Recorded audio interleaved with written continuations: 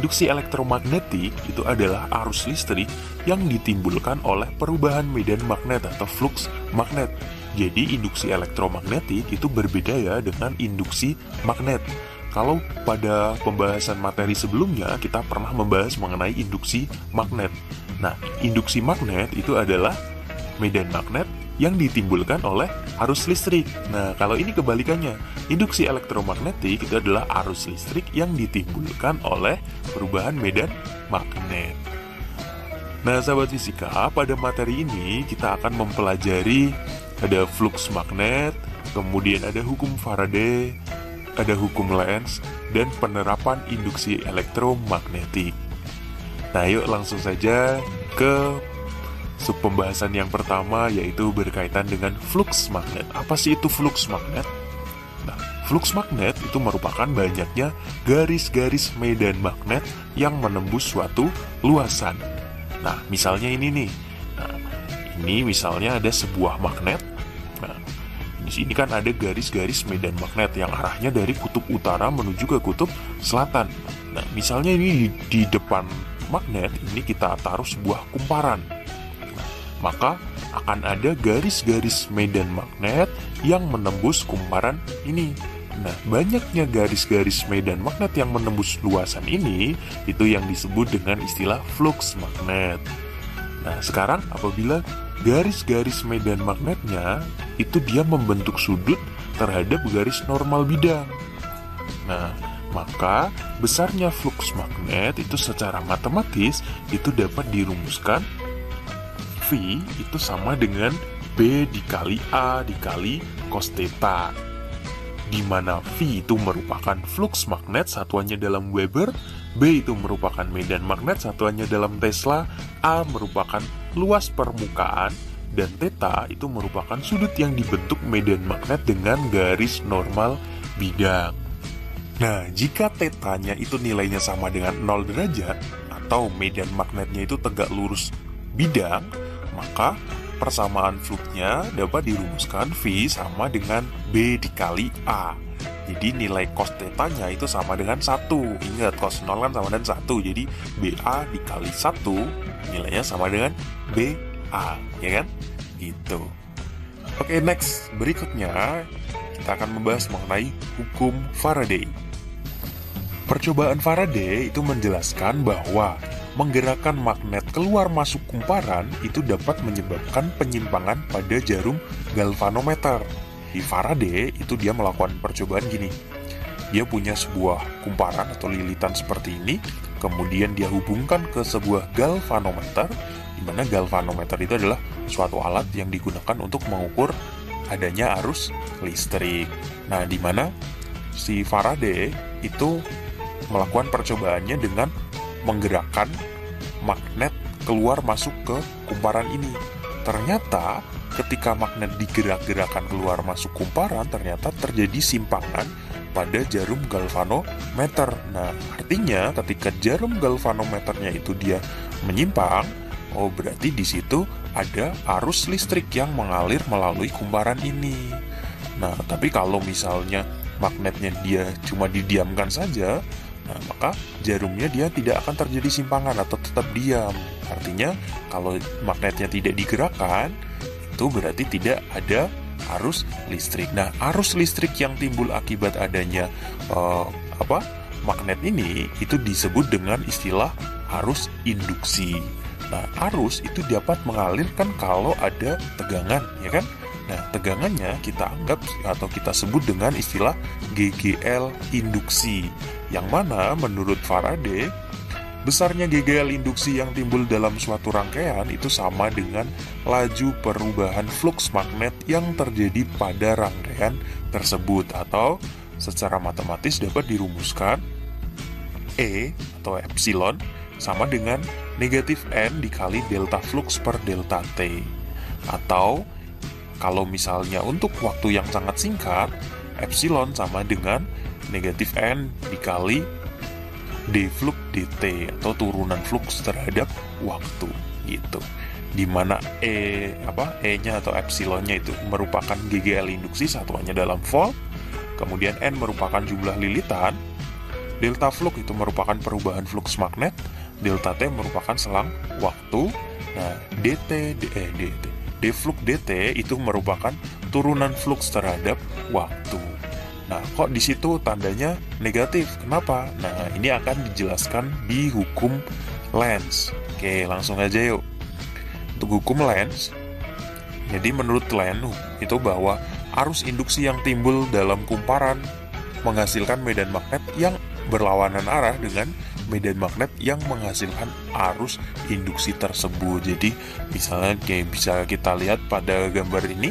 Jadi ketika magnetnya ini kutub utara digerakkan masuk ke kumparan, di sini di kumparan ini ada medan magnet induksi yang arahnya berlawanan dengan arah gerak magnet ini. Dimana ketika ini magnetnya digerakkan keluar, maka di sini akan timbul medan magnet induksi yang arahnya ke kanan gitu. Jadi tanda negatif di sini itu menunjukkan bahwa arah medan magnet induksi, pada kumparan ini itu arahnya berlawanan arah dengan medan magnet yang menimbulkan arus induksi tersebut gitu. Untuk GGL induksi akibat perubahan medan magnet, kita ingat persamaan dari hukum Faraday bahwa untuk mencari GGL induksi dirumuskan epsilon atau E sama dengan min N delta flux per delta T. Nah, kita ingat lagi nih, mana untuk flux magnet itu dirumuskan flux sama dengan B dikali A untuk medan magnet atau B yang tegak lurus terhadap bidang. Nah, jika terjadi perubahan medan magnet atau B-nya berubah, maka untuk delta flux-nya itu berarti sama dengan delta B dikali A. Sehingga persamaan untuk mencari GGL induksinya dirumuskan E sama dengan min N dikali delta flux-nya kita ganti delta B dikali A atau A kali delta B dibagi delta T. Jadi E sama dengan min N dikali A kali delta B per delta T, di mana E itu merupakan GGL induksi, N merupakan jumlah lilitan, A merupakan luas penampang, dan delta B merupakan perubahan medan magnet, delta T-nya adalah selang waktu. Untuk GGL induksi akibat perubahan luas. Nah, misalkan di sini ada sebuah kawat yang panjangnya adalah L, dia berada di sekitar medan magnet seperti ini, kemudian dia digerakkan atau digeser dengan kecepatan V, sehingga di sini dia mengalami pergeseran sebesar delta S. Nah, mula-mula ketika kawatnya berada di sini, banyaknya medan magnet yang menembus bidang ini kan sejumlah ini. Ada berapa nih? 1, 2, 3, 4, 5, 6, 7, 8. Ada 8 garis medan magnet yang menembus luasan ini. Ketika kawat ini dia digeser sampai berpindah ke posisi yang kedua ini, maka di sini luasnya jadi lebih besar, sehingga garis-garis medan magnet yang menembus luasannya akan semakin banyak, atau di situ terjadi perubahan flux magnet.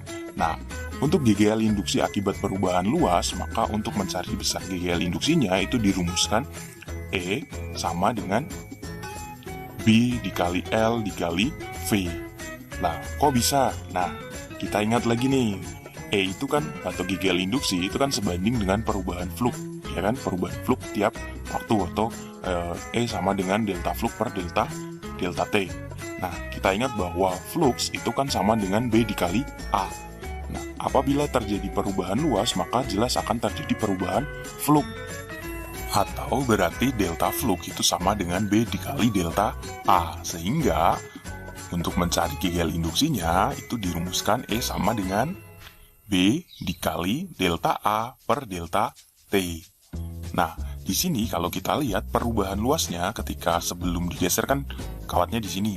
Nah, dia digeser sejauh delta S. Berarti di sini ada perubahan luas sebesar segini, atau perubahan luasnya ini kan bentuknya persegi panjang, ya kan? Luasnya berarti kan L dikali delta S, ya kan? Atau delta A-nya berarti sama dengan L dikali delta S, sehingga E sama dengan B dikali L dikali delta S per delta T. Nah, kita ingat bahwa delta S per delta T itu kan sama aja dengan kecepatan, ya nggak? S per T itu kan kecepatan, sehingga E sama dengan B dikali L kali V, sama kan? Nah, oke, di mana E-nya itu merupakan GGL induksi, B merupakan medan magnet atau induksi magnet, kemudian L merupakan panjang kawat, dan V itu merupakan kecepatan gerak kawat, satuannya dalam meter per sekon. GGL induksi akibat perubahan sudut.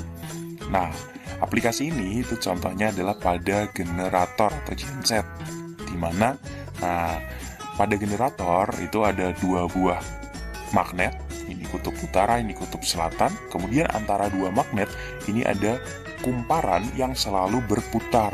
Nah, ketika di sini ada kumparan kan berarti ada garis-garis medan magnet yang arahnya dari kutub utara menuju ke kutub selatan yang menembus kumparan ini kan. Nah, karena kumparannya dia selalu berputar, maka jumlah garis medan magnet yang menembus kumparan ini itu akan selalu berubah-ubah gitu.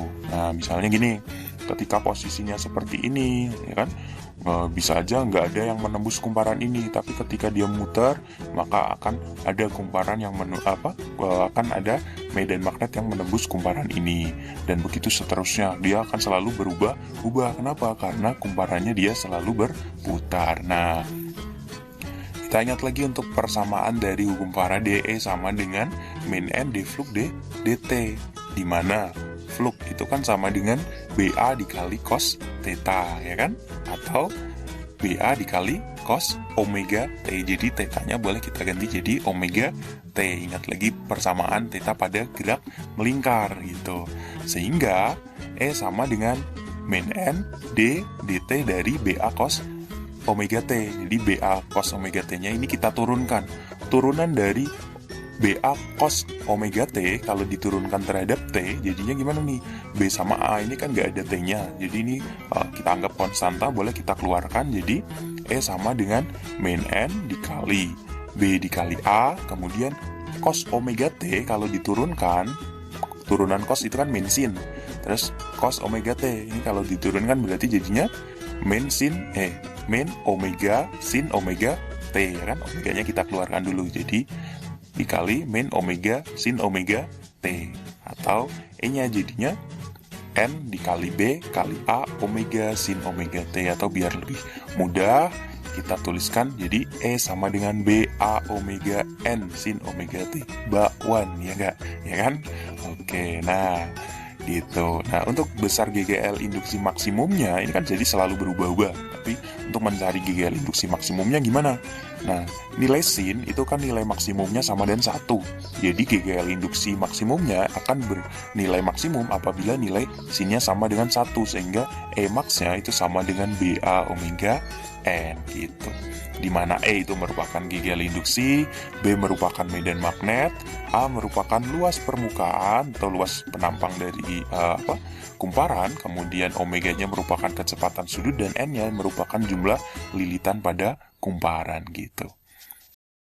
GGL induksi akibat perubahan arus. Nah, misalnya ini ada sebuah lampu, dia dihubungkan ke sebuah baterai, tapi di sini ada saklarnya ya, tapi dia ditambah dengan kumparan atau induktor. Nah, pernah nggak sih ketika misalnya kalian melihat perangkat elektronik itu, ketika misalnya dia udah dimatikan, tapi lampu indikatornya itu dalam sekejap itu masih tetap nyala gitu, nggak langsung mati, tapi dalam sekejap masih menyala, kemudian makin redup baru mati gitu. Nah, kok bisa? Nah, jadi pada saat membuka dan menutup saklar dengan cepat terjadi laju perubahan kuat arus listrik pada kumparan, sehingga pada kumparan terjadi perubahan fluks magnet yang ditimbulkan perubahan arus tersebut. Akibatnya pada kumparan timbul GGL induksi diri dan lampu tampak menyala sekejap. Jadi ketika ini dihubungkan ke baterai, itu kan juga ada arus listrik yang mengalir ke kumparan ini, ya kan? Nah, ketika ini saklarnya kita tutup atau kita buka dengan cepat, maka di sini akan terjadi perubahan arus. Nah, perubahan arus tersebut itu menimbulkan GGL induksi diri pada kumparan ini. Nah, sehingga ketika ini saklarnya kita matikan, itu masih ada arus listrik dari kumparan ini atau dari GGL induksi dari kumparan ini yang mengalir ke lampu meskipun dalam sekejap, jadi lampunya nggak langsung mati gitu. Nah, kita ingat persamaan dari hukum Faraday bahwa E sama dengan min N dflux dt.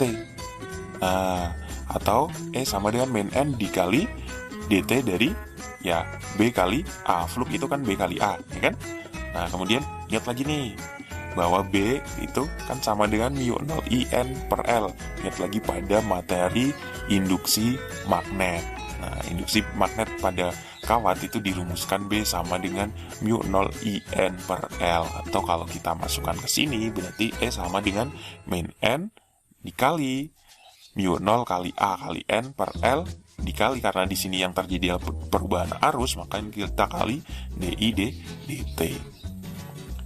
Nah, atau jadinya min mu 0 AN kuadrat per L kali DI dt. Nah, mu 0 dikali A dikali N kuadrat per L itu yang disebut dengan istilah induktansi diri atau L besar, satuannya dalam Henry.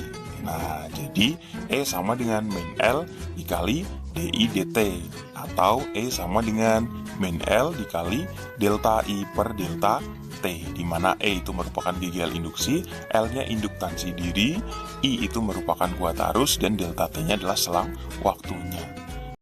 Nah, transformator atau trafo itu merupakan komponen listrik yang berfungsi untuk mengubah tegangan. Nah, transformator atau trafo itu terdiri dari dua kumparan, ada kumparan primer atau inputnya dan kumparan sekunder atau outputnya. Nah, karena trafo itu merupakan komponen listrik yang berfungsi untuk mengubah tegangan. Nah, mengubah tegangan itu kan bisa menaikkan atau juga menurunkan tegangannya, ya kan?